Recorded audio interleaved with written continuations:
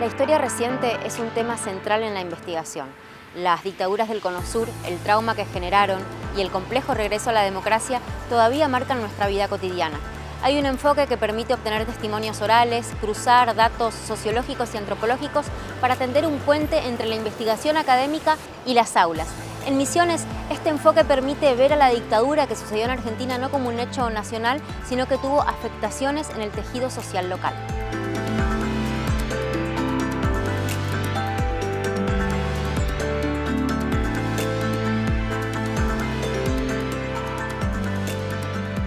En la cátedra de Historia Americana 3 abarcamos el siglo XX, digamos, ese es nuestro campo. Trabajamos en las primeras unidades todo lo que vendría a ser el orden oligárquico, la economía agroexportadora, después trabajamos lo que es la sustitución de importaciones, los modelos más bien industrialistas, nacionalistas a nivel latinoamericano, y después nos metemos ya en la última unidad en lo que vendría a ser la historia reciente, que eso es lo novedoso y lo que genera mayores desafíos. Porque es un campo que se viene desarrollando mucho en las últimas décadas, pero que nosotros no lo estudiamos tanto. Nosotros venimos de una época en la que nuestros profesores nos decían que lo que pasó de hace 30 años, 40 años es política, no es historia. Y eso es algo que cambió radicalmente en las últimas décadas. Hoy la ciencia histórica le presta mucha atención a lo contemporáneo. Y dentro de lo contemporáneo, bueno, episodios que todavía repercuten en la sociedad actual, que tienen influencia en lo que nos pasa en el día a día, digamos. Entre estos fenómenos fundamentales están las dictaduras a nivel latinoamericano. A mí por ahí en la cátedra me toca más la parte latinoamericana, ubicar a la Argentina en un contexto continental en el que se daban dictaduras de seguridad nacional, en la que ya no se daba esa figura del dictador tradicional latinoamericano, sino que aparecen dictadores institucionales en donde las Fuerzas Armadas como institución son las que toman el poder, y en ese caso, bueno, los casos paradigmáticos son los del Cono Sur, digamos, Chile, Argentina son los más significativos, y bueno, después trabajamos lo que es el regreso a la democracia. Eso implica también ciertos desafíos metodológicos, porque implica trabajar con fuentes orales fundamentalmente, y eso es algo en lo que desde la década del 90 en nuestro país y mucho antes a nivel mundial se viene trabajando sobre las particularidades que tiene este tipo de fuentes, donde el investigador no solo recurre a un archivo, a las fuentes documentales, sino que construye sus propias fuentes, porque uno, en cierta manera, tiene mayor control en cuanto a qué preguntas le hace a determinado entrevistado que uno considera que es importante para la temática que está investigando.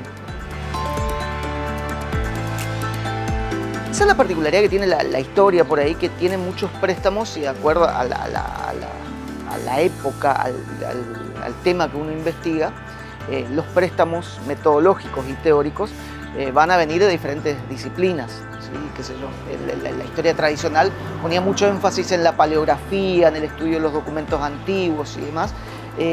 Y hoy, al trabajar con fuentes orales, obviamente tomamos muchos elementos que tienen que ver con otras ciencias, con la comunicación, con el mundo de la comunicación.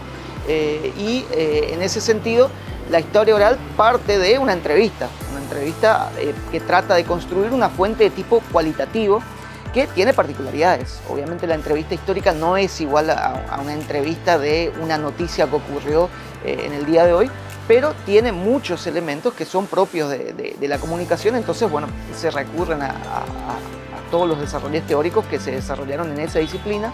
Lo mismo que la sociología histórica también, si pensamos a nivel nacional, una autoridad muy importante en temáticas contemporáneas como Waldo Ansaldi, construyó nexos de comunicación entre la sociología y la historia, y surgió un campo nuevo, se podría decir, que es la sociología histórica.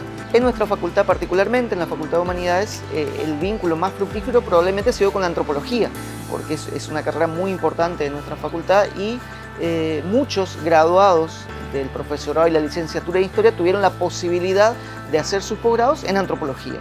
Entonces eso implicó una relación de ida y vuelta, así como fueron adquiriéndose herramientas teóricas que vienen del campo antropológico, a su vez esas herramientas se aplican a la investigación histórica. Eso es por ahí la particularidad que tiene nuestra universidad.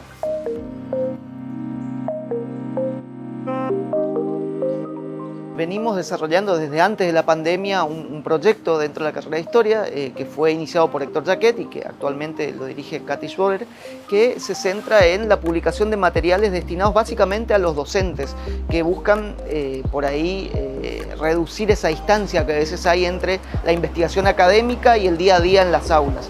Entonces venimos publicando una serie de fascículos.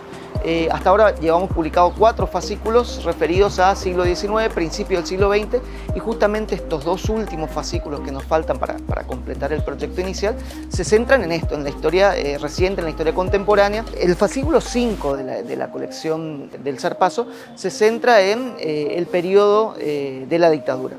Y en ese sentido nos parece interesante poner en discusión el impacto que tuvo ese momento tan traumático para la historia argentina en nuestro contexto regional. O sea, pensar a la dictadura no como algo que pasó en Buenos Aires, en los grandes centros urbanos, sino algo que afectó y generó un trauma en el tejido social misionero. En ese sentido hay varios artículos. Tenemos también graduados y ex docentes muy importantes en la carrera de Historia que se dedicaron a la investigación de esas temáticas, como el caso de Yolanda Urquiza o Laura Rodríguez, que están colaborando en los artículos que se van a publicar en ese fascículo 5.